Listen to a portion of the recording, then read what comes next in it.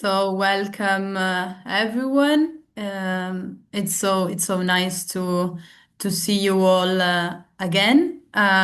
This is our last official event from the EU Values Project, and I have to say that I'm super happy of having worked with you all. And I think that this event somehow closed this path of 3 years. The idea behind this event was to give the students the possibility to get in contact with members of the European Parliament, as well as we have done for during summer school. So, unfortunately, just a disclaimer. There will participate two MEPs from Italy, because even though I've tried to reach out to everyone from Cyprus, Denmark, and Greece, none of them was available. But one Greek MEP sent us a letter that I will read you after as a contribution. So, without losing time, I'm gonna give the floor. I will moderate this panel. I will give the floor to Roberto Castaldi, professor at University eCampus and director of the Jean Monnet Excellence Center Future in University eCampus, for giving us an introduction regarding the project, and in general an introduction of this conference. Thank you, Roberto, for attending.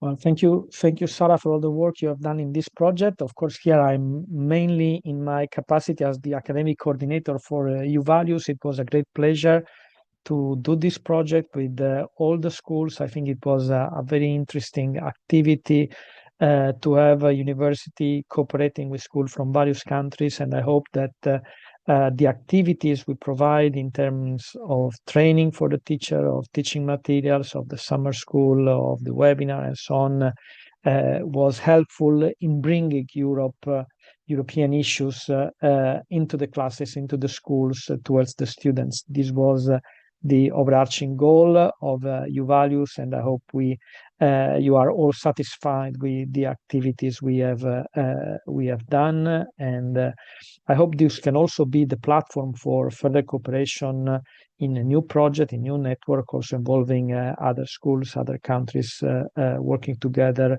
on other specific issues. Regarding this closing seminar, I think that I really would like to sum up a little bit a couple of ideas. When we think about European values, we usually think about freedom, democracy, rule of law, the social market economy, the welfare state, and so on. And these are indeed all values that are enshrined in the European treaties, in the European Charter of Fundamental Rights, and so on. But if we believe that these are really universal values, then we need to defend them all, and to defend them all everywhere. And what we see today is that these values are at risk within the European Union and outside of the European Union, with the attempt to erode democracy and rule of law in many countries. Within the European Union, for instance, today, if a Polish citizen or an Hungarian citizen is arrested in one of the EU countries, it will not be extradited to Poland or Hungary, because that citizen cannot have a fair trial in Poland or Hungary due to the erosion of the rule of law in those countries in the last few years. So this even within the European Union. Then we are seeing what is happening in the United States, in many other countries, that were to a great extent the model and a great defender of democracy. And we see what is happening at our border with the Russian invasion of Ukraine, trying to avoid Ukraine to establish and consolidate a democratic system and joining the European Union. because this will show that it is not true that Russia is only amenable to an authoritarian system, because if a country like Ukraine, which has a long shared history with Russia, can have a democracy and a market economy, then this is possible for Russia as well. And of course, all these bring us to the issue of defense. Defending our value means, on the one hand, to create a strong countermeasure within the Union to be able to prevent the erosion of freedom, democracy, and rule of law inside the Union. And on the other hand, it requires to create a European defense to defend the international order, like what is happening with Ukraine, in the Middle East, in the Palestine-Israeli conflict, and so on. And so far, we are bystander.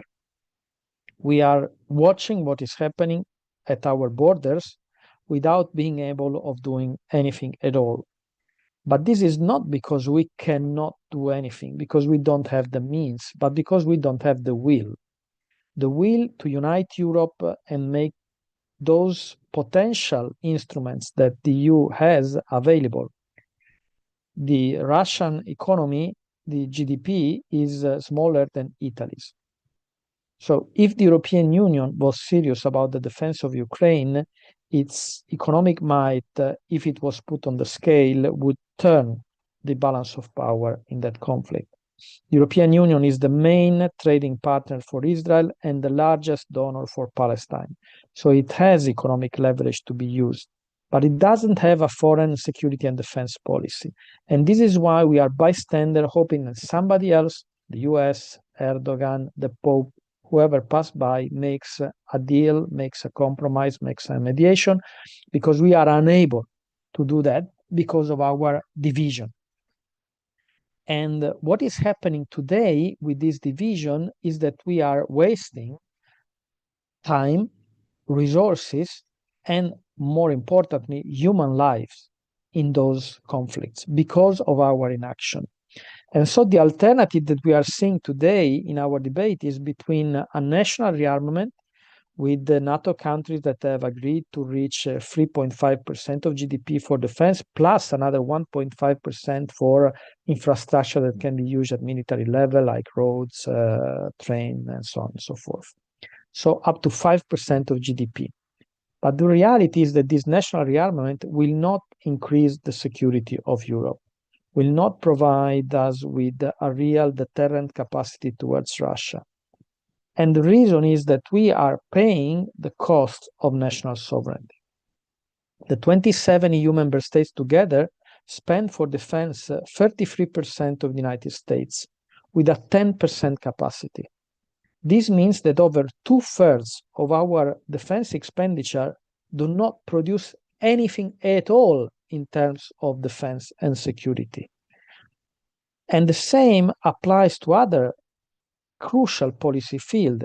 In energy, we pay energy twice as much as the US because we don't have a European energy grid, connected one, which according to a study by the University College of Dublin would allow us to have energy costing 32% less than it costs now.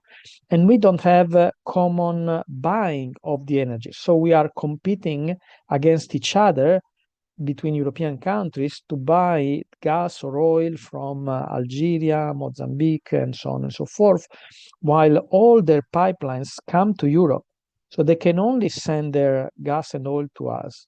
So if we were buying them all together, this will probably allow us to get a 20% discount that would allow us to pay energy like the US. And this is crucial because energy is essential to produce and transport anything. So if you are paying energy twice as much as your main competitor, in the long run, it's impossible to compete for your industry, for your economic system. And finally, we are paying the price of national sovereignty on the fiscal plane. There was a white paper by the European Commission in 2019 suggesting that if we were to adopt fiscal harmonization for enterprises to the median level, this would bring 250 billion additional revenue every year.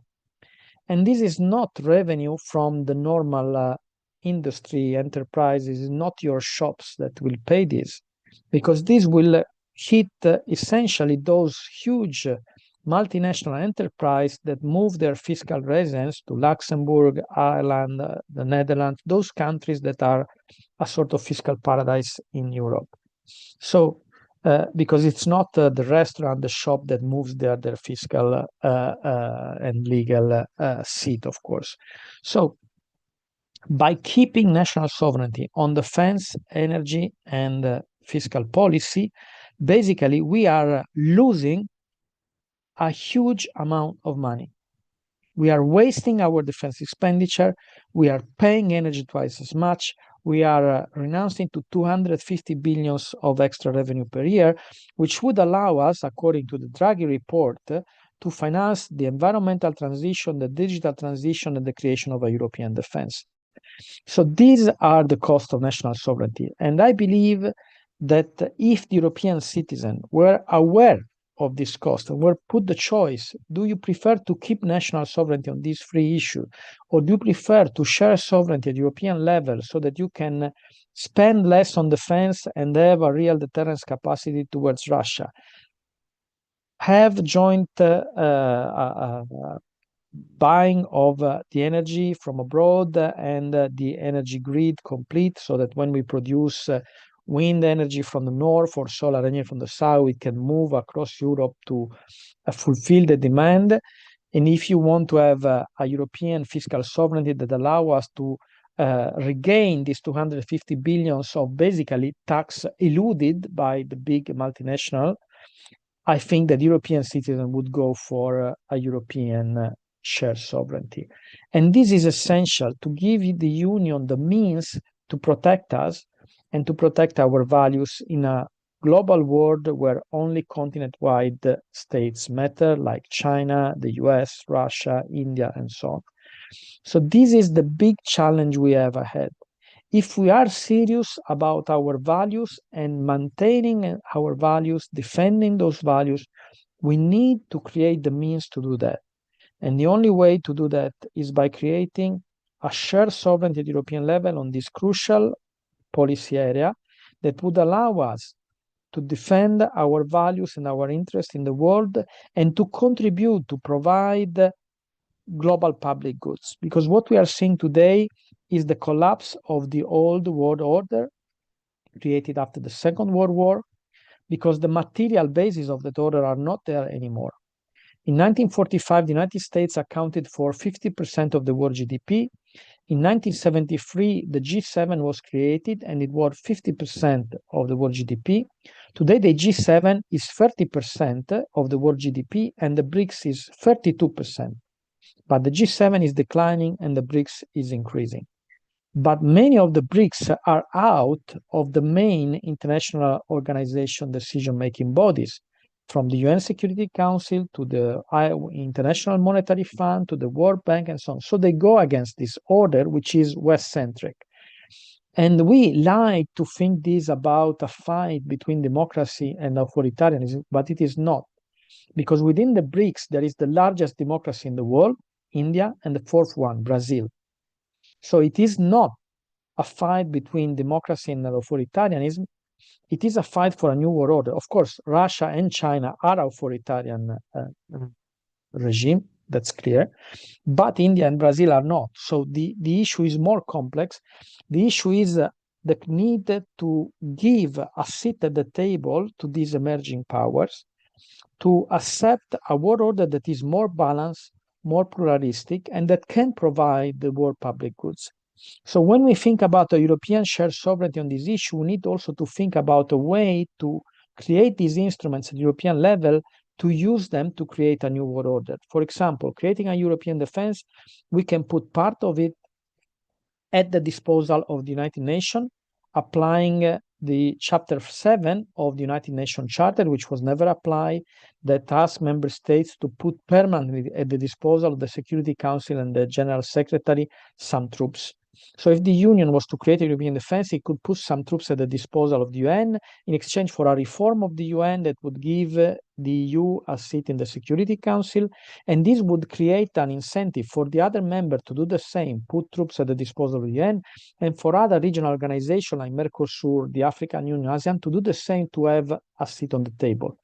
If the EU was to merge its quotas, its shares of the International Monetary Fund and World Bank, it would become the first shareholder, much ahead of the United States.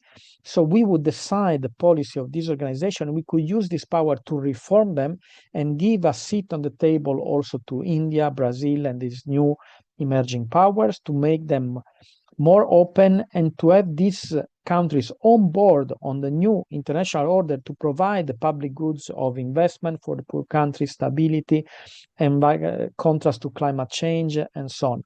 So when we are thinking about a shared European sovereignty, is not to create a power against the other power, but is to overturn the logic of power politics, of extractive imperialism that is becoming the principal order, the principle around which the new world order is being created by the around the hegemonic struggle between the US and China, while Europe can be the power that propose a different ordinating principle, the principle of cooperation, of shared sovereignty, of global governance, involving other countries, so that we can have a more pluralist shared order that more states can support, so that it can bring back stability and growth and peace, especially to the world. So when we think about this value, we also need to think about the means to defend them and to promote them around the world. And strengthening the European Union in this domain is really crucial. I hope that all the activities we have done in this project have helped us all to reflect about these things, how the international order, the international situation impact on the EU and vice versa, especially with regards to the values that we cherish the most, like freedom, democracy, the rule of law, peace, and the welfare state, and the liberal market, social market economy that is at the basis of the European model. So thank you so much for the attention today, but especially thank you so much for all the activities you have done in your school and with us, with the summer school, with the training and so on in these 3 years. Thank you very much. Thank you, Roberto, for the very interesting insights and food for thought that you have given us. As you maybe have seen, we have not yet connected the MEPs because I've been notified of a bit delay from Benedetta Scuderi, and I already knew about Laureti. But I would keep still the agenda that we decided. So I will give the floor to you students, and then when the MEPs will step in, we will summarize to them the values that you have chosen as most important, and the one that you have tackled the more in your school, and reason especially why you did. So going maybe from the schools that I see here, I will go first with Montessori, to give the floor to you and to say something about the value that you have chosen. I give the word to Nicola Poli, who took part in the first summer class, and you know very well, and all the other colleagues know too. So I'm leaving the word to him, okay?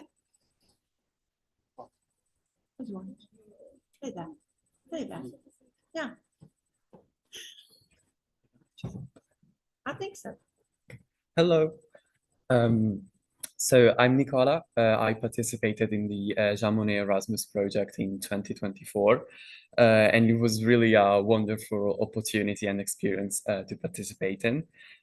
We visited many institutions, I think perhaps even more than the Erasmus from this year. So we went to the European Parliament, we talked with 2 MEPs, Alessandra Moretti and Benedetta Scuderi. And we then went to the NATO headquarters. And really, generally, what all these visits had in common, in my opinion, is that as young students, we perceived that there was a group of adults that not only put time and energy into making this experience as better as possible for us, but that also cared about our opinions and our ideas and what we thought about the debates. And so I think that when speaking about values of today's youth, it's important to understand the context in which our generation lives. So most young people, I think, would agree that as a generation, we tend to have a more cynical or pessimistic approach to our surroundings. We live in a world at the peak of a climatic apocalypse with many wars and just terrible problems. And it's really difficult to keep an optimistic approach to these events. And it can feel pointless or even childish to talk about values, like something that belongs maybe to a past that not really belongs to us. However, in my opinion, it's experiences like this one that reminds us that not all hope is lost, and that as a youth we still have much good to bring to the world. Debates can happen respectfully and intelligently, as they did in our activities. Conflict between people can be solved without resorting to violence, even when their cultures might be very distant. And so in the end, in my opinion, of all values, I think one that is often overlooked but extremely important is hope. It's not easy to remain hopeful. It takes a lot of strength, but it's the only way we can really wish for a better future. Okay. Thank you. Thank you, Nicola. So now I will give the floor to the Horestat. And if from Montessori you can turn off the microphone, it would be wonderful, please.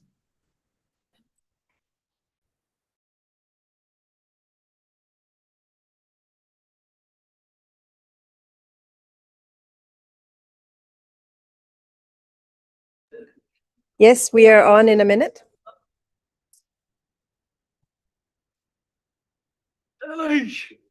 Jeg tror måske, jeg tænkte på måske sådan democracy eller sådan noget, fordi har du skrevet noget ned? Nu startede du skulle bare supplere.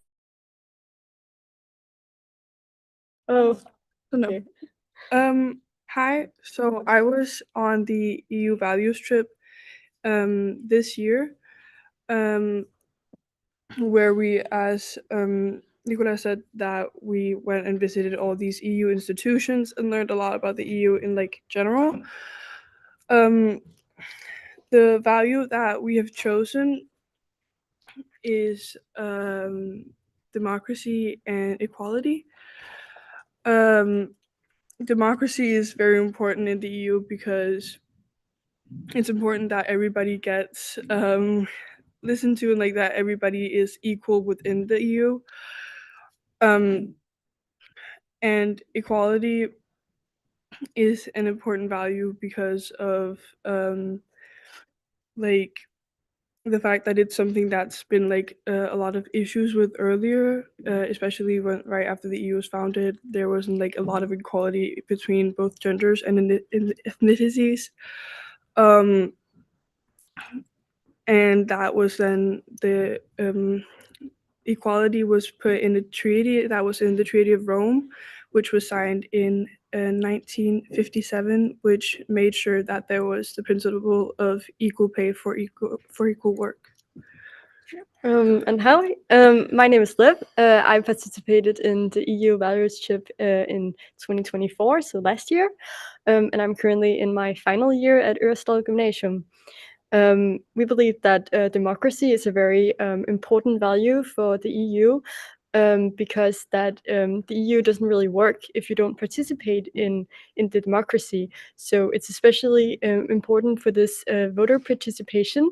And me, for example, I come from an area which is generally known in Denmark as one of the areas that don't really vote as much as the rest of Denmark, because Denmark generally has a really large percentage of voter participation. But my area specifically is just really bad at voting.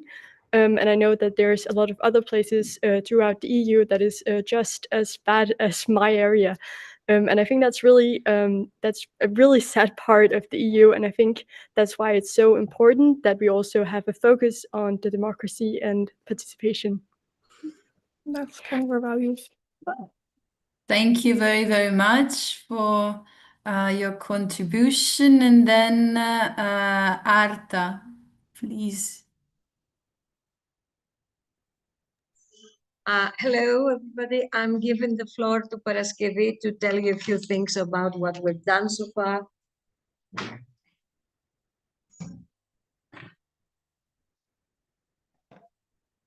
Hello, I'm Paraskevi. I'm one of the students who participated in the trip to Brussels in 2025. And today I would like to salute all of you on behalf of our head teacher, Ms. Mayu, the teaching staff, and of course, Ms. Karadzeni, and the last year students of the second year College of Arta, who are sadly not here anymore. We're really happy to participate in this online event, which is the last activity of the EU Values Jean Monnet project, unfortunately. We will all miss our involvement in this project because we learned a lot of things through it. We got a systematic and structured view of the EU, its history and evolution, how it affects our daily life, and what it means to be a European citizen in general. During these 2 years, these 2 last years, because of the project, we had the opportunity to meet in person some of the EU officials who gave lectures in our school and in Brussels, and we also met 3 Greek members of the European Parliament who visited our town and participated in the 2 live events we organized. In the first year of the project, we focused on EU values and how they relate to the future of young Europeans. In the second year, 2025, we aimed at equality, inclusion, and opportunities for all. In this context, we organized 2 open events with very interesting guest speakers, and both were attended by dignitaries and citizens of our town. In the same framework, we organized visits and carried out interactive activities. We wrote articles reporting our experiences for our school blog of the second Unical Liceo and the local press and Euractiv, of course. Our last year's schoolmates even voted for the first time in the European elections of 2024, and of course they did it consciously as they had been informed on key issues. We even had a lecture on the subject by the head of Euro Directive of Epirus. Last but not least, 14 fellow students of our school took part in the 2 summer schools in Brussels and lived the EU experience in full. Not our school, sorry. We would like to thank you, and we wish that this project will be the beginning for further collaboration between us all. Thank you very much. Thank you very, very much for recalling all the activities. Okay. No, I thought there was another student, but it was you, Orania. Okay. And so I will give the floor to Agios Antonio. Because I don't see the camera. Okay. Hi. Hello. Good morning. My name is Konstantinos, and I am a student from Cyprus. Today, I would like to talk about democracy and participation, which are fundamental values of the European Union. At our school, we wanted to understand how democracy works in our everyday school life, not only in governments and elections. We wanted to see how we, as students, can take part in decisions that affect us. With our teacher, we talked about things that influence our daily school life. We worked in groups, shared our ideas freely, and then we voted on the changes we wanted to make. For example, we voted about improving our break time. Some students wanted more space in the schoolyard, others wanted more benches to sit on, and others suggested a quiet corner for relaxing. We discussed all options with respect and then voted for the best idea. In other activities, we talked about school projects that we would like to do this year. Some students suggested a cultural day, while others suggested a charity project to help people in need. After sharing our ideas and listening to each other, we voted and chose the activity that most students agreed on. Throughout these activities, we learned to speak politely, to listen with respect, and to accept different opinions. We also understood that participation is not only a right, it is also our responsibility as active citizens, European citizens. By taking part in discussions and voting, we felt more confident and more involved in our everyday school life. We realized that our opinions matter and that we can make a real difference in our school today. This project helped us understand what democracy really means in practice and how it connects to the values of European Union. Thank you very much for listening, everyone. Thank you, Konstantinos. And I will finally give the floor to Machiavelli. Hi, I'm Diego. I'm from Lucca, and I went to Brussels this September for the Jean Monnet project. The project was introduced to us at the beginning of our first year of high school, and we started working on it right away because, in our opinions, it concerns all of us directly. This is especially true since our country, Italy, is one of the founding members of the European Union. The project lasted 3 years, during which we studied how the European Union works and how its institution functions. Last year, we developed our final project, starting from a key question: is a state forever? From this question, we began a reflection on the entire history of the European Union, from the coronation of Charlemagne to Brexit. In the end, we came up with our answer: a state is not forever, because when it can longer exercise power, it automatically stops existing.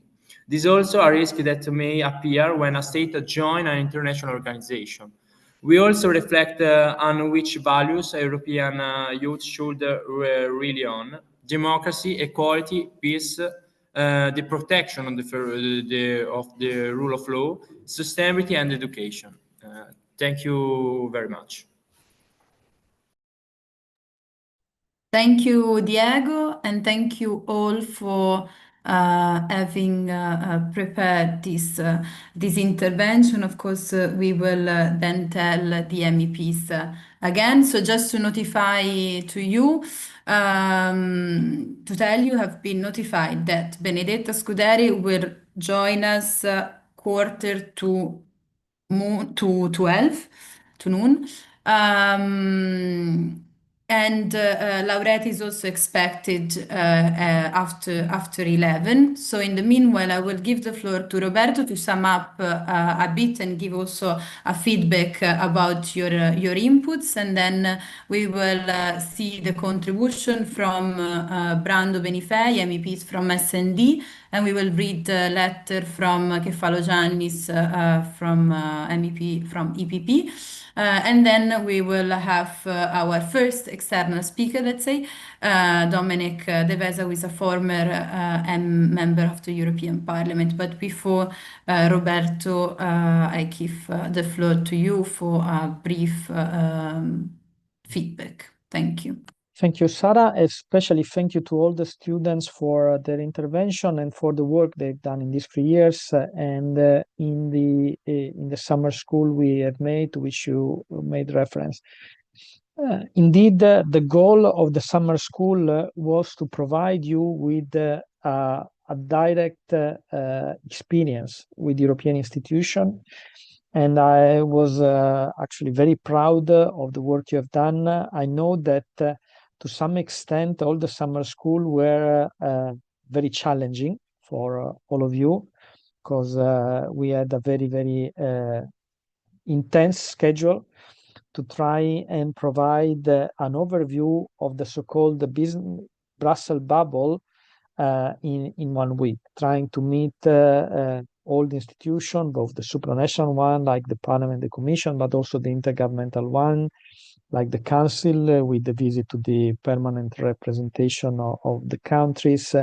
And we also had NATO, that was a very specific experience.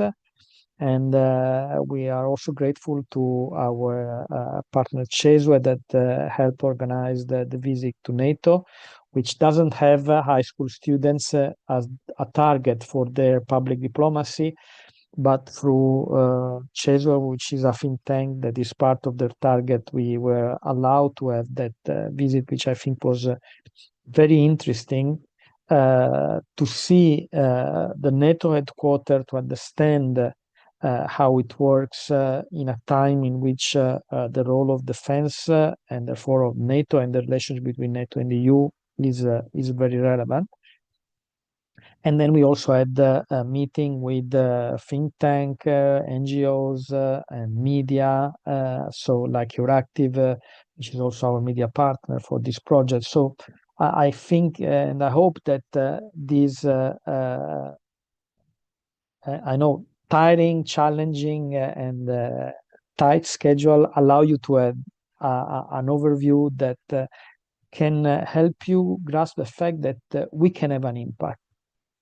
Each of us has tools to connect to their MEP. You can write them. There is the possibility to write petition to the European Parliament, to have the European Citizen Initiative, to ask the Commission to present a legislative proposal on issues and so on.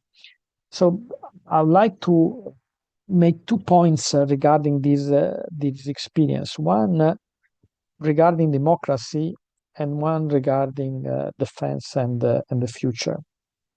Regarding democracy, one of the myths or the fake news that is often repeated by the nationalists, the sovereignists around Europe, is that the European Union is not democratic. And if I make a comparison between the way that the legislative process is done at European level and the way that is done in many national member states, including Italy, for example, I think that the European legislative process is much more democratic. In Europe, in the EU, to have any legislative proposal adopted, you must have the Commission first to open a public hearing, a public consultation to which any citizen, any think tank, any NGO, any stakeholder, any enterprise, trade union, whatever, can make their comment, their proposal, their ideas heard. So what comes out from the Commission as a proposal has to incorporate a huge amount of knowledge that is coming from the whole of the European society, research center, and so on. Then this proposal needs to be approved by the European Parliament, which is directly elected by the citizen, and by the Council of the EU, where the member states' government are represented, which works like the two-chamber of a legislative institution in a traditional federal state. For instance, in the German state, we have a two-chamber legislative with the Bundestag, which is directly elected, and the Bundesrat, where the representative of the governments of the Länder are represented. So the EU with the European Parliament and the Council of the EU works in a similar manner. And the Commission, which makes the proposal, cannot force the Council or the Parliament to accept its proposal by asking, for example, a confidence vote, like it happens in a systematic way in several European countries, like in Italy, nor the Commission has the availability of norms to bypass the Parliament or the Council, like in France, where the government can use a certain provision of the Constitution to make a law without the Parliament consent, unless the Parliament has a no confidence vote on the government. So from that perspective, the European process is really very democratic and very open and transparent compared to what happens in member states. Many member states, for instance, have urgent procedure where something happens that hit the public opinion, the government meets, make a decree, which is an urgent law that is made in 24 hours, no consultation happened, no real analysis, cost and benefits, risk analysis has been made. The parliament has 60 days to convert this into a proper law. And because of the hurry, the government asks a confidence vote on the approval of this urgent decree that then becomes a law without really having had any serious thought regarding its impact, the tools, and so on and so forth. So I think that when we discuss about the EU, very often we fall under this myth. While the EU working system is actually very democratic. The second point, what is not democratic in the EU is the fact that on certain issues we still have unanimity, which allow one single member state to block everybody.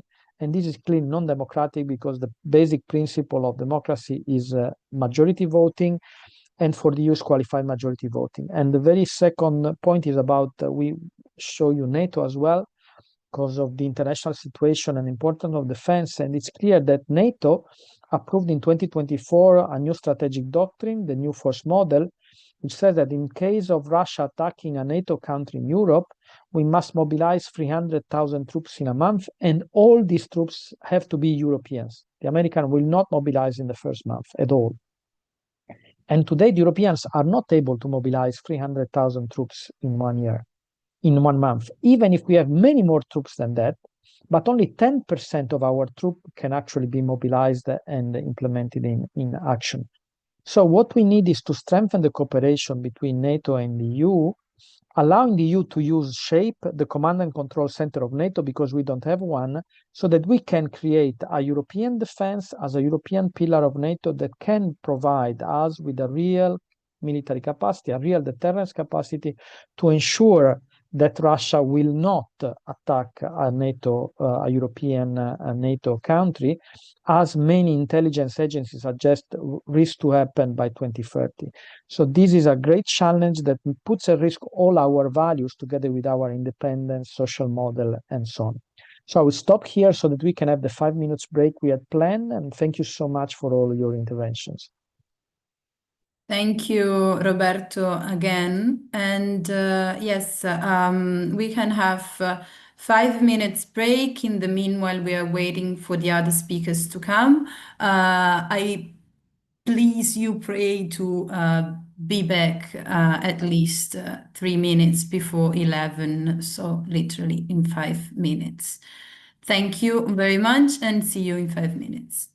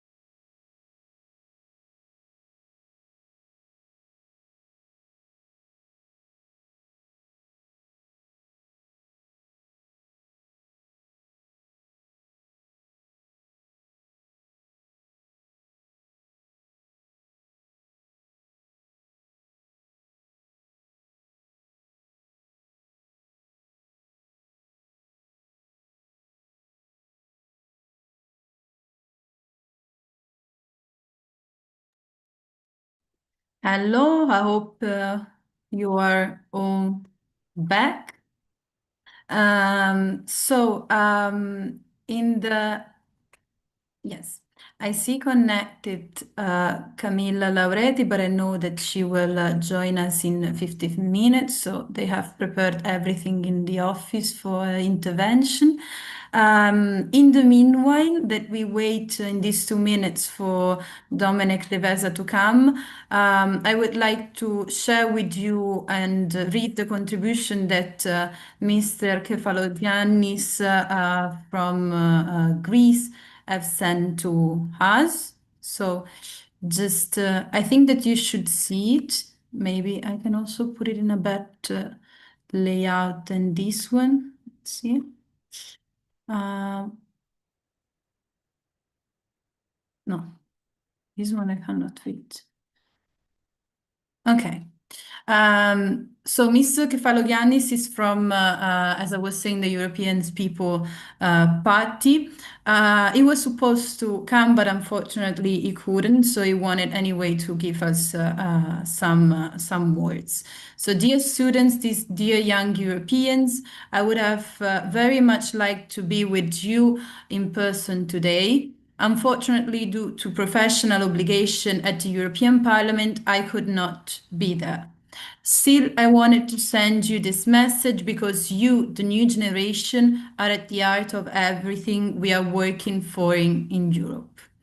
You are not only the future of our continent, you are its present. Your ideas, your curiosity, and your sense of justice already shape our societies in meaningful ways. When we speak about European values, we speak about the principles that unite us across borders and languages. We speak about the freedom to express yourself, to learn, to explore, to dream. Freedom means that your voice matters and that you have the power to change things when something feels unfair. We speak about democracy, which is not only about elections or decisions made in Brussels or Athens, but about participation. Every time you ask questions, every time you stand up for what is right or contribute to your school community, you strengthen the democratic spirit of Europe. And we speak about solidarity, helping one another, supporting those in difficulty, and recognizing that when one of us struggles, all of us have a role to play. When Europe faces fires, floods, or crises, the whole Union responds. And when you support a classmate who feels left out, that too is an expression of European solidarity. Yet the 21st century brings challenges that require your imagination, your courage, and your compassion. Climate change is one of the greatest of these challenges. Your generation understands better than anyone before that that the planet is our shared home and that protecting it demands creativity, new ideas, and new habits. You are already leading the way with your awareness and your commitment. Another major challenge is technology, and especially artificial intelligence. As the European Parliament's rapporteur on artificial intelligence, I see every day how quickly technology evolves and deeply affects our lives.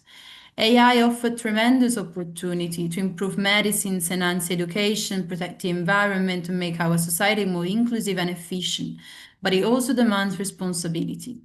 You, the young generation, must learn to understand it, to question it, to guide it, and to use it wisely.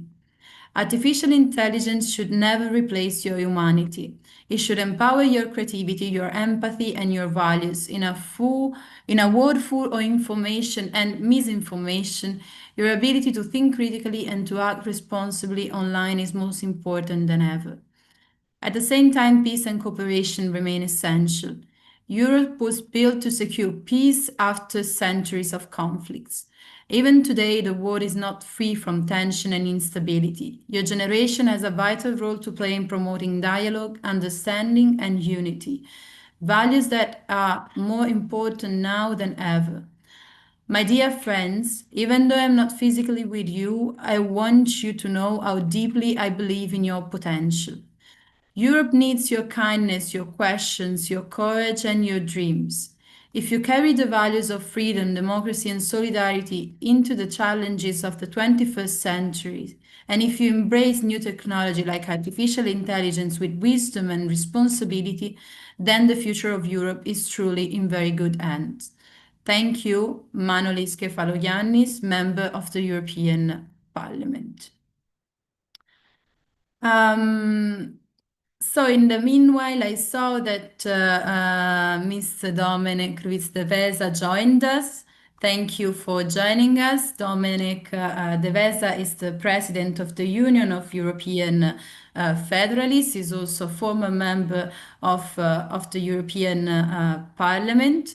I'm really, really grateful for you. It was also the one, if I'm not wrong, for pushing for the Jean Monnet projects to happen. So it is also thanks to him if you are now having this opportunity of doing this type of projects. So without losing any other time, I will give the floor to you, Dominic, please. Thank you very much, Sara Bertoli and Roberto Castaldi, for the kind invitation to participate in this important activity. Will you please guide me on specifically what's the topic of for the session? Yes, the students have shared with us the values that were important for them and that they tackled during the projects. It was mainly regarding freedom, democracy, and voting. But at the same time, we also tackled the challenges that these European values are facing right now in the 21st century. So if you could give us an overview also from the perspective of the Union of European Federalists, how can we defend the European values in front of the challenges of the 21st century, both internally and externally challenging? Okay, thank you, Sarah. Excellent. Yes, in fact, this is very much at the core of our current thinking as federalists, that if we want to be able to preserve these values that have been discussed before of democracy, rule of law, social justice, freedom of expression, that are also part of our, in a way, constitutional framework. We don't have a formal European constitution yet, and this is a goal that we as federalists, and I think as citizens, we should aim for. But the Lisbon Treaty is the closest thing that we have to a constitutional framework. And in the Article 2 of the Lisbon Treaty, these values are listed, and those are our fundamental values. These values are under attack coming from different places, are under attack inside the EU, for sure. There are a number of national populistic forces that challenge democracy as we understand it, and also challenge the European project itself. And at the same time, there are forces that are outside the European Union, powers, better said, like Russia, Putin's Russia, but also China to some extent, and also, for sure, Trump's US, that are also challenging liberal democracy. And, you know, the function of democracy in a way that the opposition is respected, that there is a level playing field for political competition, that fundamental rights are respected also of migrants, which are also people and with rights that shall be respected, the balance of powers, so the executive cannot overrun the judiciary, cannot overrun the legislative. And we're seeing a tendency towards a deterioration of democracy, understood in this way at least, both inside the US, but also in some member states in the EU, like Hungary. And no wonder these all forces are working together. Trump in the US with Orban and with the political forces that I mentioned before.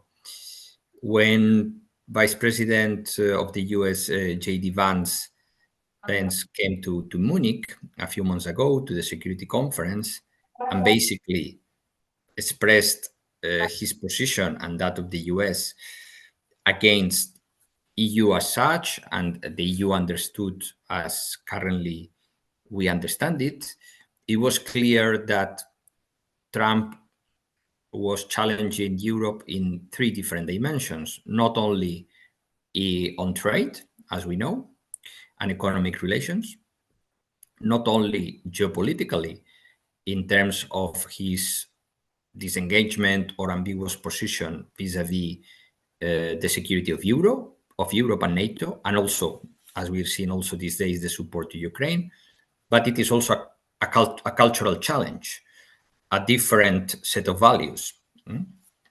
So this is why the defense of European values today cannot be disconnected from Europe as a geopolitical power.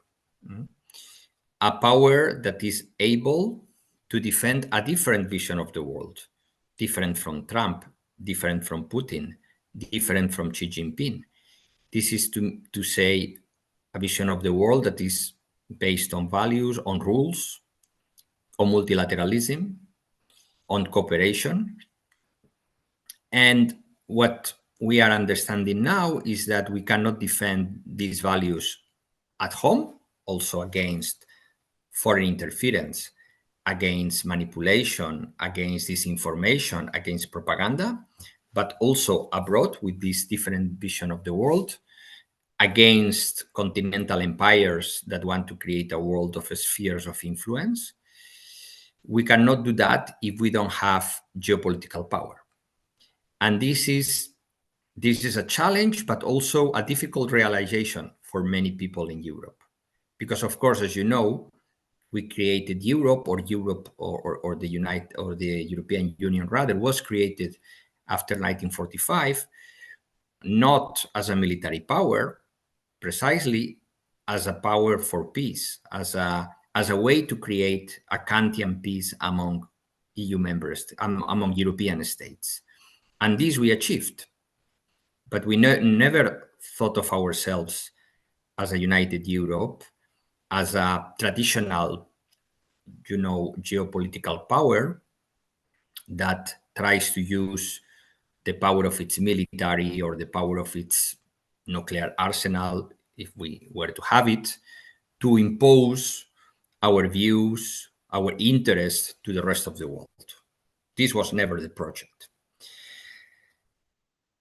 This was probably, I would think, because our understanding of how the world should function is totally different.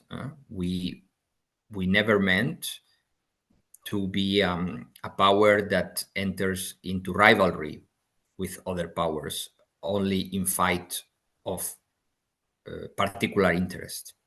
At the same time, we have been, in a way, also strategically naive. There has been a bit of naivete in our understanding of the world, particularly because the world now is very different from the world that came about after the fall of the Berlin Wall in 1989. That in that world, the traditional EU, if we can put it that way, find itself in a very comfortable position. This was an era of a lot of cooperation between the great powers, or among the great powers, between the new Russia at that time, the new Russian Federation, and the US, the revitalization of the United Nations system, economic and financial globalization, which in time will create problems that were not foreseen by many at that time in terms of social inequalities and ecological crisis. But in this world, at the beginning, the EU find itself in a very comfortable position because we believed in peaceful cooperation, we believed in trade as a powerful tool for development and for bringing nations together. We could use in this setting our normative power, which is very strong, our power to set global rules in markets, because everyone wants to be able to sell and export in Europe. So our normative power was quite strong in this era, where the emphasis was not in who has the largest nuclear arsenal. Unfortunately, this era is over. We have seen it with the Russian aggression to Ukraine and with the return of Trump to the US. And in this new setting, what we are realizing is that our traditional and effective tools of power, let's call them soft powers, trade, diplomacy, development cooperation, rules, regulations, cannot be deployed if you don't have also hard power. And this is a difficult realization, as I said before. And in the last months, we have seen, in a way, that this demonstration, we could have used many different tools to retaliate, trade tools to retaliate against Trump and his tariffs on Europe. And they have technical names, they are not important, anti-coercion rules and others. But we chose not to use them because we were fearing for losing US security guarantee to Europe and its support to Ukraine. The strategy may not be working very much because, as you saw, Trump anyway proposed a very bad plan for Ukraine, which is in fact a capitulation to Russian demands. But the fact remains that our soft powers, allow me to use this very broad definition, which is maybe not totally academically correct, but they are very difficult to use if the hegemonic country, in this case the US, is ready to abuse its dominant position. So we need to have also other kind of powers. And this is why, from our federalist perspective, we have to create a defense and a real federal political union. A defense union is now a necessity, not just a nice thing to have. Because, as I said, Trump cannot be relied upon to provide for our security. This probably was anyway a bad choice from the beginning. In the 50s, we tried, the European defense community. Unfortunately, we failed. But now we have to try again, because we cannot put all our eggs in the same basket, meaning the US and NATO. And this is also very important in order to be able to have more leverage to defend our interests, but also our values and our understanding of the world vis-a-vis these hegemonic, or rather these continental empires with hegemonic aspirations, or with the aspiration to divide the world up in spheres of influence. Now, we have possibilities in our current treaties to establish such a common defense. And we need to activate them, but so far the member states have been, unfortunately, reluctant to do so. At the same time, we need to strengthen our political union. We are also lacking real traditional political power because we are blocked by lack of confidence in a way, but also blocked by our inability to take major foreign policy decisions. In a system in which just one member state, just one, can block a major policy decision, be it military assistance to Ukraine, which Hungary has done, or the reparations loan to Ukraine, which Belgium has also done, maybe with more justification, but that's for another day. But the fact remains, we need to be able to take decisions faster and with more democratic legitimation. This is why we need to deploy this parallel defense and political union to complete the set of powers that the EU has, without which We cannot use our traditional, as I said before, very effective, up until now at least, normative and trade tools, and we cannot preserve at home and defend our values and our view of the world. Thank you very much, Dominic. I think that there is kind of a common fil rouge also between your speech and Roberto regarding how can we defend the European values without having, like proper competencies and powers as the European Union. Thank you, especially for being super on time. So then I will give the floor to the students. I will suggest to collect now 2 questions, and if some of you please ask questions, just raise the hand or open the microphone for Dominic so he can answer your questions rapidly.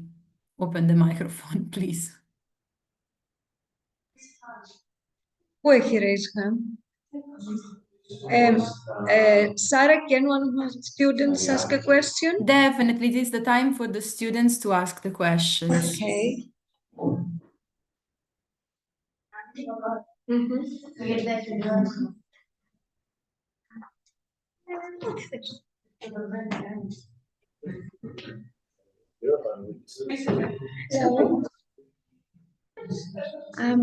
We know that as Greeks, we would go to war for our country. Do you think that European citizens would go to war to defend the Union? Thank you very much. Is there other question from other school? Yes, so I will first give the floor to Orestat because they open it first the microphone and then Machiavelli. And then we close for now the question time. So, can you hear me? It's about the surveillance of the EU is currently looking into pass about its own EU citizens, where it's able to see any messages sent in an EU IP address. How does that go against actual EU privacy values and fundamental privacy values? You can't do anything on the internet anymore without being saved and seen. Thank you. Then we have Machiavelli. Question? Yes. If a common European army were to be established, how would you handle a relation with NATO and what changes might occur? Thank you. There is one last end. Maybe we can keep that question if you don't mind, Dominic, and then maybe you can give a whole answer. Okay, please, from Cyprus.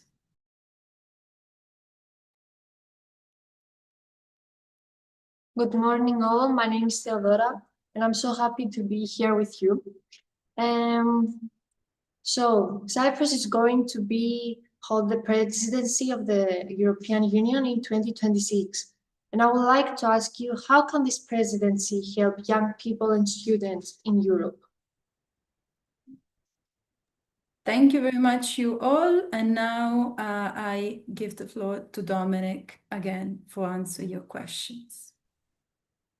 Thank you very much, Sarah, also because there are many questions on defense, and this is a topic that we are working on a lot as Union of European Federalists, and as also the new action committee for the United States of Europe that the UEF has relaunched with high-profile personalities to advocate for this goal of a common defense.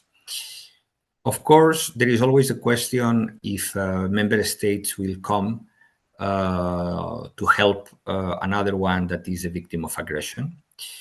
This, by the way, is the same in NATO. So we should not, in a way, think of this dilemma also in terms of the EU, but in NATO. And then the legal obligation in the EU treaty, in fact, is stronger than Article 5 of NATO in that regard. Now, the important thing, is not just whether member states will respect the legal obligation of the treaty, which I believe they will, because otherwise anyone won't be safe. The moment that one member state thinks, well, I'm not going to get involved into this aggression because I'm not the victim of the aggression, the day after, when that member state maybe it's the victim of an aggression, then it will not be, I think it will not be helped. So I think it's in the interest of all to fulfill the legal obligation. And secondly, there is another important point, which is that what we are aiming here, of course, is about deterrence, hoping that we don't have to use our power, our military power. And this is very important. And the problem now is that we don't have any deterrence. As we see from Putin's actions, even the last violations and frequent violations of the airspace of several member states, he doesn't seem to think that he has to be afraid of us. And this is the fundamental problem. So let's develop a common defensive capacity that allow us to project deterrence, and with that, we won't even have to worry about facing an actual war, an actual open conflict. And this, I think, has to do also with the second question on this matter, which is the relationship with NATO. The EU treaties are very clear that we have to take into account that several member states belong to NATO. At the same time, the provisions for common defense are also in the treaty. So that means for setting up a European common defense. So that means that there is no contradiction or incompatibility between the obligations to those that belong to NATO, which is true are the majority, and the obligations that will arise from a hypothetical European common defense that could become the European pillar of NATO or otherwise be compatible with NATO. On the privacy question, we have to think, we have to take into account that our digital rules, the EU digital rules, follow a basic principle, which I think we all should uphold, which is that what is forbidden offline should be forbidden online.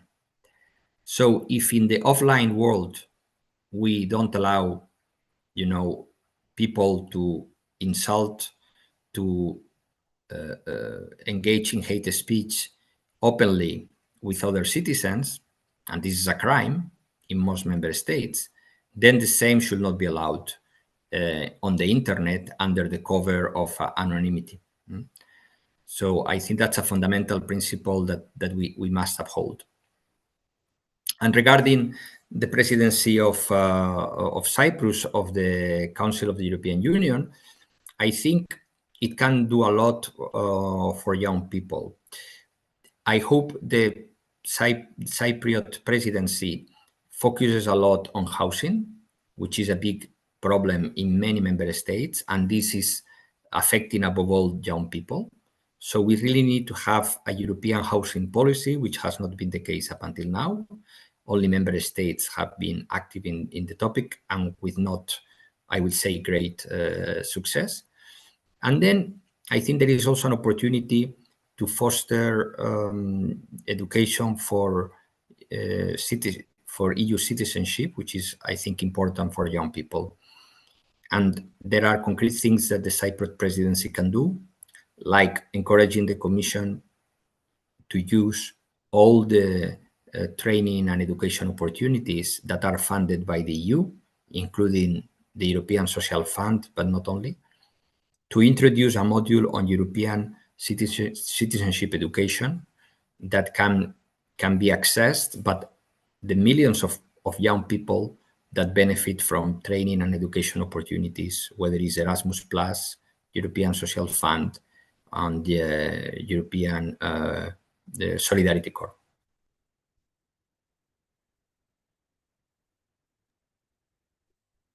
Thank you, Dominic. I don't know if we still have time for another question or you have to leave us in a few minutes. Maybe you have to leave us.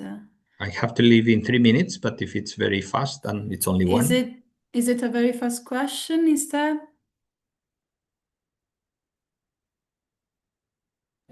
Yeah, yes. Do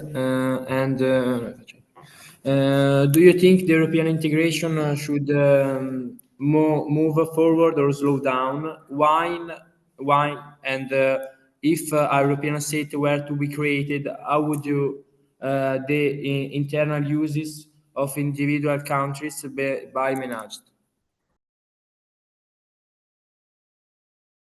Well, I think that we cannot decrease the level of integration because there are a number of topics that it's very clear that we cannot face as individual member states, and security is a very clear one. Any member state, not even the largest one, not even Germany, has any deterrence capacity vis-a-vis the Russians and doesn't have any leverage vis-a-vis the United States or China. So Germany is a small country in the context of the world. So if Germany is a small country, what of Malta? What of Cyprus? I mean, we have to be realistic here. We are all small in this world. We can be only a player vis-a-vis the great powers of the world if we are a more united Europe, and that means we need to have a much stronger foreign policy capacity and a much stronger defense capacity. So we need, of course, to increase our integration, not to decrease it. Thank you. Thank you very much, Dominic, again for having give us a lot of inputs for the discussion. I see now that Camilla Lauretti has connected, but before giving her the floor, I would like to show you. No, Camilla.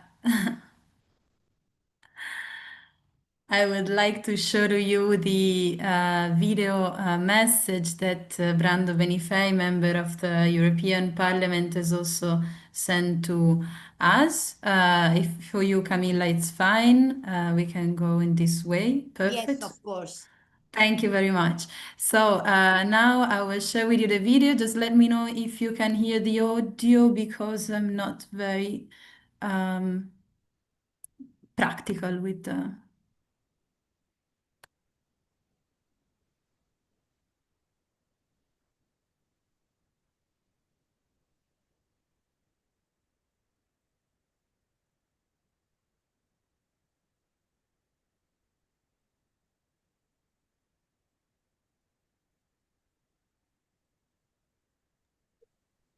Zara, we don't have sound. Okay, wait. I don't know how to to be honest to share the sound.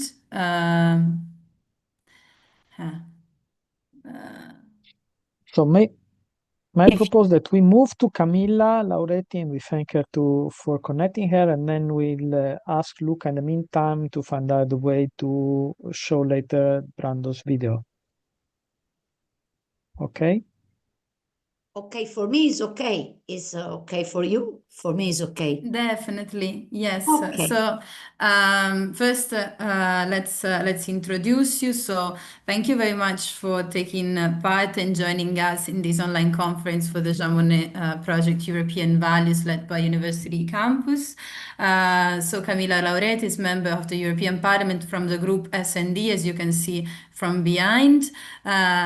Exactly. She's also the vice chair of the delegation to the EU and Mexico Joint Parliamentary Committee, member of the Committee on Agriculture and the Subcommittee on Tax Matter, delegation for the relation with Mercosur, and many other things. And she's also a federalist. So all the discussion that we had was about how to defend our European values, the values where the European Union is based on, that the students have mostly identified as freedom and democracy. democracy and democratic participation in a general environment globally that challenges these values, both from external challenges but also internal challenges to the European values. So we would like also to know your perspective on this very question. How can we defend and promote and increase the European values in a moment where they are challenged? Thank you. Thank you, Sara. Thank you, Roberto. A big hug to Domenech, because you know that Domenech was in the European Parliament in the last term, so we work a lot together. Thank you to you. And I think this kind of moments are really important, especially in this period, in this moment, because we are living in a historical period marked by major global challenges, characterized, you can think about the international instability, the climate change, the commercial tension, and rising prices. These challenges show clearly how also Domenech said that national solutions alone are not enough. But moreover, a wave of sovereignty has been threatening our global order, undermining freedom, rights, and democracy. Our answer must be more Europe, not less Europe. But there are really a lot of people think that the answer in this moment is less Europe. In the European Parliament, much of my work, how Sara said, focuses on agriculture and food. And my fight is to build sustainable food systems that protect the planet and ensure fair, high-quality food for everyone, as well as fair remuneration for all actors. We are now discussing the upcoming reform of the Common Agricultural Policy, the CAP, which will shape the agri-food sector beyond 2027. And many want a more flexible EU budget that focuses on new priorities such as defense and competitiveness. We socialists ask instead for a stronger budget that keeps together new and previous policies such as agriculture and cohesion that are crucial to keep our communities and territories together. Think that the territories are really different, but Europe has to think to all the territories. In this context, I strongly believe that the strength and continuity of the agricultural sector depends on its ability to attract young people and women, not simply for reason of social inclusion, but because they are essential to keeping our rural areas alive and thriving. Today in the morning in the Agri Committee, we vote also for the strategy for young people in agriculture. But my functions as a vice president of the Socialists and Democrats are larger than just agriculture, and this allows me to closely follow the legislative process and the debates that shape our life. There is no clear majority at the moment in the European Parliament, nor a dynamic of majority and minority, because every dossier is a different story of building compromises and finding suitable majorities. This shows how complex but crucial is to build policies that balance the needs of 27 different countries while being guided by responsibility and the pursuit of the common good for our citizens. Think that we have a long list of 10 countries that would like to enter in Europe now. So maybe in the next year we will be not 27, but more than 27. Today, in key areas for the functioning of the Union, such as taxation, foreign policy and defense, the decision-making process still relies on unanimity. This often paralyzes the Union, making it hostage to national interest. Moreover, some governments defend the veto as a tool of sovereignty. I believe that within the EU framework, introducing qualified majority voting in these areas will be a great importance as a fundamental step toward a truly European democracy. Domenech knows really well it because he really worked a lot in the last term for it.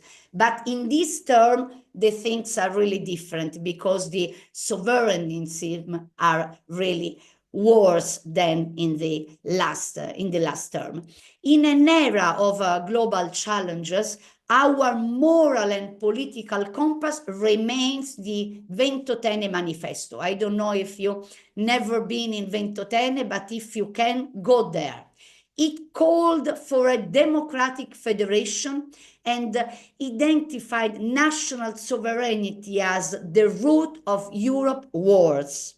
It recognized that no state could face this major challenge alone. Freedom must be collective, grounded in shared right and justice. The goal is not to erase national difference. We are different and we know it, but to harmonize them within a common democratic structure.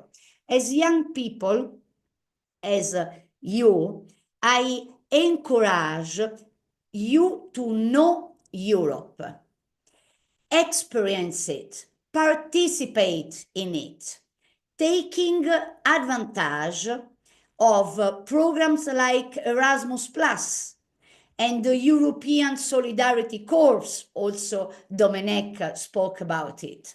There are not only opportunities, they are political acts, ways to cultivate a true European sense, because our societies must move from a sum of states to a union of peoples where each citizen becomes an ambassador for a more united and federal Europe. Political decisions are meaningless without the involvement of local communities, territories, and also students like you. European policies may seem distant, but they have a decisive impact on daily life in the present and in the future. Only the democratic participation of our citizens can ensure a better future for Europe. And I think that you can be a principal part of the present and for the future. But we have to stay together and to work together. Thank you very much.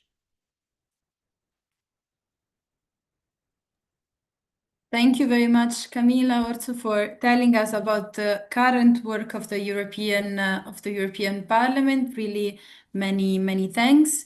I don't know if you have time for us for a question or you have to rush away. I have really a busy day today, but one question, of course, yes. Simple, Okay, simple question, please. Okay, so does anyone have a question? I know that you prepared also some questions, and very quickly because she has to go, of course, to work.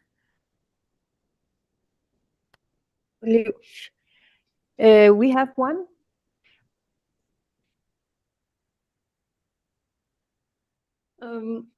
I was just wondering, because you talk a lot about like agriculture and also that the military should be boosted. But I was just wondering, like for Denmark, for example, I know that agriculture is it's one of the very big climate centers. Like it has a lot of CO2 emissions. And I was just wondering how, because climate change is also one of the very pressing matters. So I was just wondering how you were like thinking that like whether there wasn't like more pressing matters than focusing on agriculture, for example. Thank you. Really, thank you for the question, because it's one of the heart of the central point of my work in Agri Committee, and also like vice president of Socialists and Democrats, because for us, you know, the last term in 2019 began with the Green Deal. Farm to Fork, strategy for biodiversity, also, of course, in agriculture. This term started in a really different way, you know. We have a large part of the parliament, especially, of course, the right and far right, that also cancel the Green Deal from all the new file and report.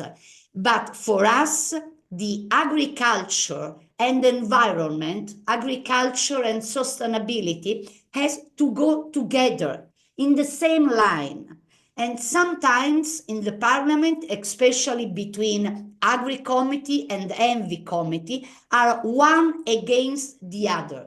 For us, the really central work, especially in this moment, because as you said, the CO2 emission are really a big problem for all the continent of Europe, but not only for Europe. So now we have to work for find a compromise with all the parliament, because in this moment we can't come back to the Green Deal of the 2019, because the parliament is completely different. But we will work on it, especially for our health. We work all around in a big program called One Health, because for us, the health of the people, the health of the animal, and the health of the planet are all together, not separate. So we work on it, also for you. Thank you very much. Thank you again to Camilla Lauretti for joining us, and have a good work, since you're working for the good of all of the European citizens. We don't have any further time for questions. I'm sorry for Greek from Marta. I see the hand raised because Camilla has to leave. But I will try again to show you the video from Brando. Let's see if I manage this time. Okay, now I see where was the mistake. Okay, let's try. Tell me now if you can hear it.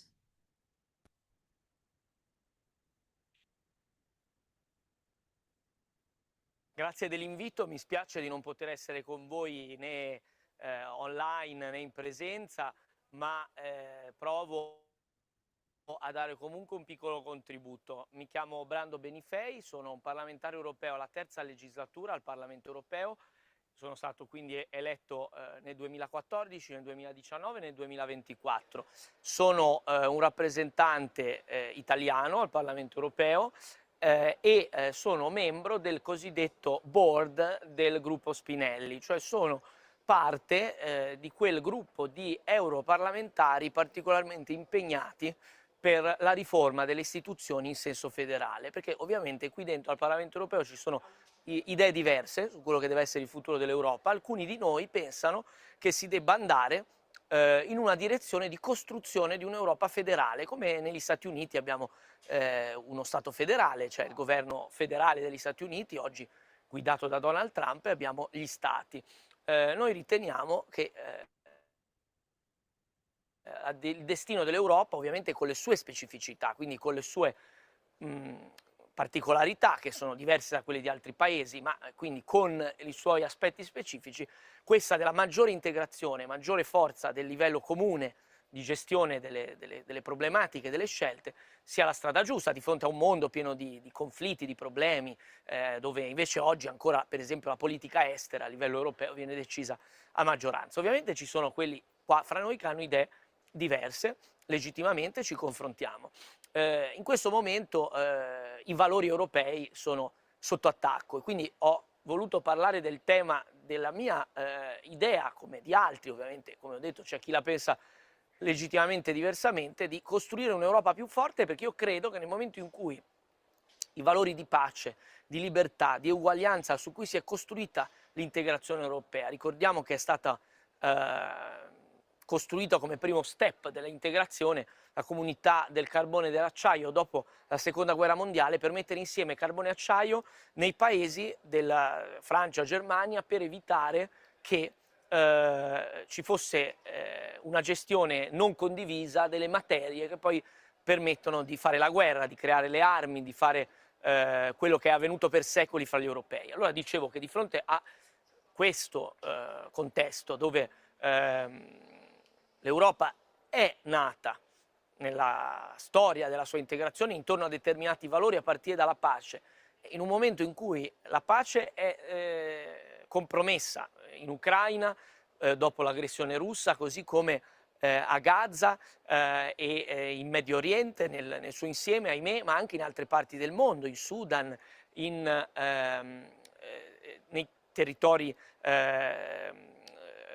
del Pakistan e dell'India contesi, e potrei fare vari esempi in tutti i continenti di conflitti molto cruenti, alcuni più grandi, alcuni più piccoli. E in un mondo dove quindi la guerra purtroppo torna a esserci, l'Europa ha bisogno di essere più forte nel difendere la pace, che vuol dire difendere un ordine internazionale basato sulle regole, cioè le Nazioni Unite, le organizzazioni come l'Organizzazione Mondiale del Commercio, le organizzazioni per la non proliferazione delle armi nucleari. Sto citando alcuni esempi di organizzazioni internazionali che servono a far sedere a un tavolo i paesi del mondo per trovare soluzioni comuni invece che farsi la guerra. Ecco, l'Europa deve difendere questo ordine, oggi messo sotto grande tensione, ma poi penso anche allo Stato sociale europeo, le pensioni, la scuola pubblica, la sanità pubblica, sono tutte realtà della costruzione dello Stato sociale europeo che sono oggi sotto grave pressione, riduzione di opportunità, meno risorse e quindi meno cittadini che possono usufruire di questi principi fondamentali dell'identità europea, quella di avere uno Stato sociale che ti accompagna, che ti aiuta, che ti sostiene. E poi la libertà, appunto, ci sono contesti anche in Europa dove la libertà è messa in discussione, dove ci sono contestazioni della libertà di manifestazione, della libertà di associazione, delle libertà politiche anche dentro l'Europa. E figuriamoci nel resto del mondo, dove sono avanzate purtroppo in questi anni i regimi autoritari. Allora l'Europa deve ritrovare la sua forza di ritrovare questi valori fondamentali esemplificati anche dalla Carta dei diritti fondamentali, che oggi è parte dei trattati, che è la cosiddetta Carta di Nizza. Vi invito ad andare a leggerla, perché racconta a voi come cittadini europei quali diritti avete, e anche chi non è cittadino, anche chi fra di voi non fosse cittadino, alcuni diritti che sono garantiti a tutti, perché l'Europa ha diciamo una vocazione universalistica. Quindi io credo che davvero ci sia da capire come ridare forza a questo impianto valoriale europeo, esemplificato appunto da documenti come quello che ricordavo, ma anche dalla storia dell'Europa, dalla costruzione appunto di un ordine post guerre mondiali che ha perseguito una certa strada. Io credo che un punto fondamentale, così torno per concludere al mio primo punto, è quello di capire come farla funzionare meglio l'Europa, dare migliori risposte alle esigenze dei cittadini, farla tornare a sentire un progetto vicino. Alle prime elezioni europee partecipavano molti più cittadini e veniva forse sentito più vicino, perché ancora più vicini nel tempo, ai tempi dei conflitti, l'importanza dell'unità dell'Europa. Oggi, di fronte anche a chi cerca di dividerci, chi cerca di spaccare l'Europa, tutto sommato si potrebbe ipotizzare, se ne discute, c'è chi la pensa così, che ci sia da parte delle altre potenze del mondo, la Cina, la Russia, gli Stati Uniti, la volontà in qualche modo di dispartirsi un po' l'Europa in sfere di influenza, di avere un impatto separando, dividendo gli europei. Ecco, io credo che dobbiamo fare un salto di qualità appunto nel nostro stare insieme, dobbiamo discuterne come ne discutiamo qua, ma per difendere i nostri valori con cui si è costruita l'Europa e che sono alla base anche della Costituzione italiana. Molti di questi valori sono incrociati, intrecciati con la nostra Costituzione, nata dalla Resistenza, nata dalla fine dei regimi autoritari e il ritorno della democrazia, di quella che vi permette a voi di ascoltare me, di parlare liberamente, di dire quello che volete senza paura, di poter contestare l'autorità quando ritenete necessario, di poter sapere che esiste un contesto dove le leggi sono rispettate, dove potete sentirvi sicuri, chiedere giustizia e vedere appunto una serie di diritti rispettati. Credo che oggi ci sia da fare perché torni questa forza dell'Europa nel difendere questo impianto e anche costruire in qualche modo il futuro di questi valori, che significa oggi essere liberi, essere uguali, essere davanti alla legge, essere in pace. Ecco, credo che queste siano questioni su cui dovremo continuare a discutere, però ecco, ho provato a dare qualche stimolo di riflessione qui dal Parlamento europeo, da Strasburgo, dalla sessione plenaria e torno in aula, ma spero di aver dato un piccolo contributo utile a questa vostra discussione. Grazie dell'invito e buon lavoro.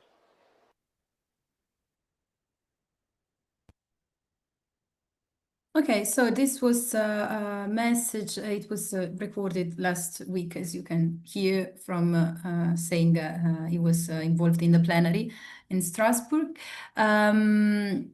But I think it was anyway important to have the contribution from Brando because he has been also the rapporteur for the AI regulation, the AI Act, so the one on artificial intelligence, which is the first law in the world regulating artificial intelligence. And I think it was a great success of the European Union to have it.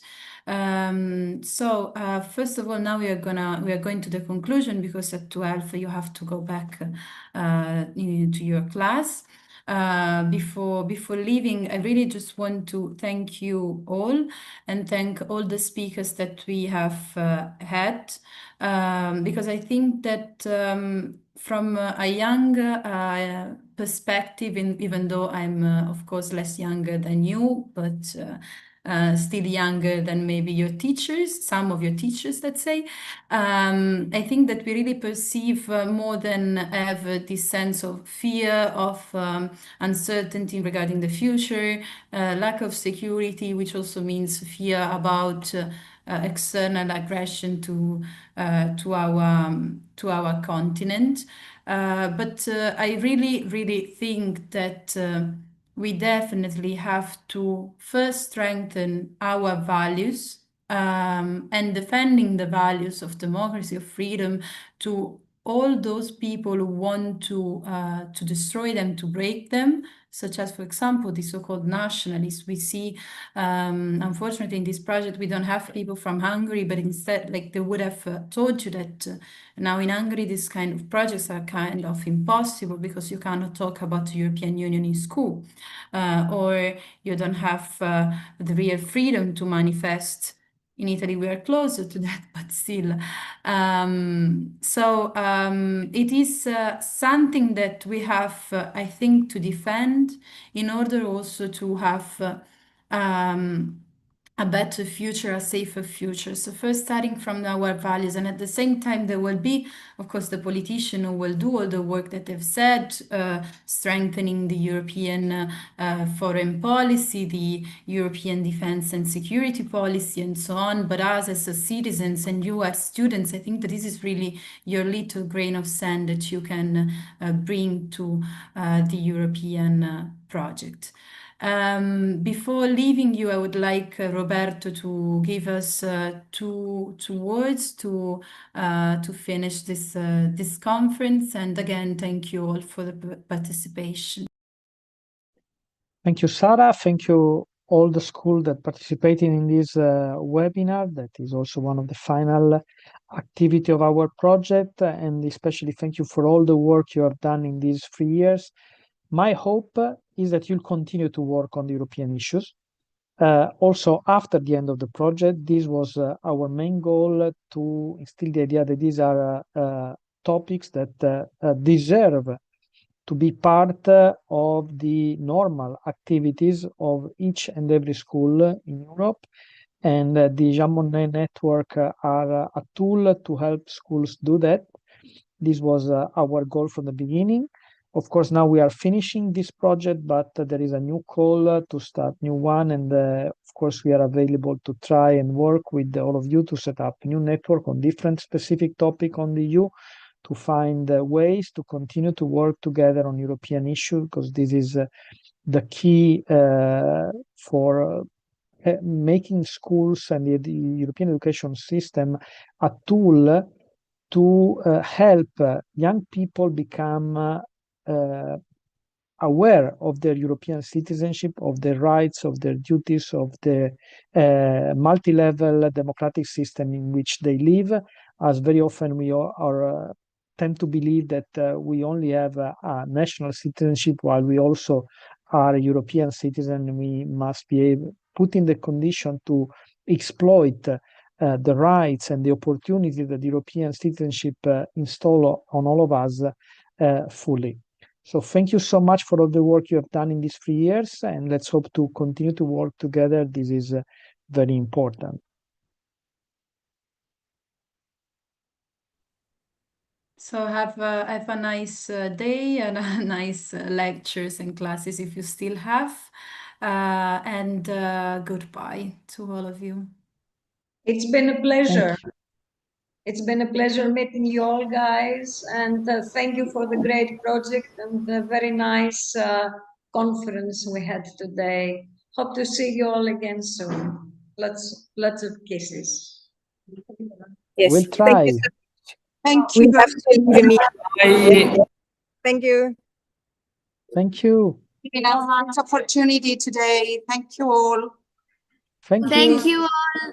Thank you for this amazing project. Thank you so much. Bye. Bye. Thank you. Thank you so much. Bye bye.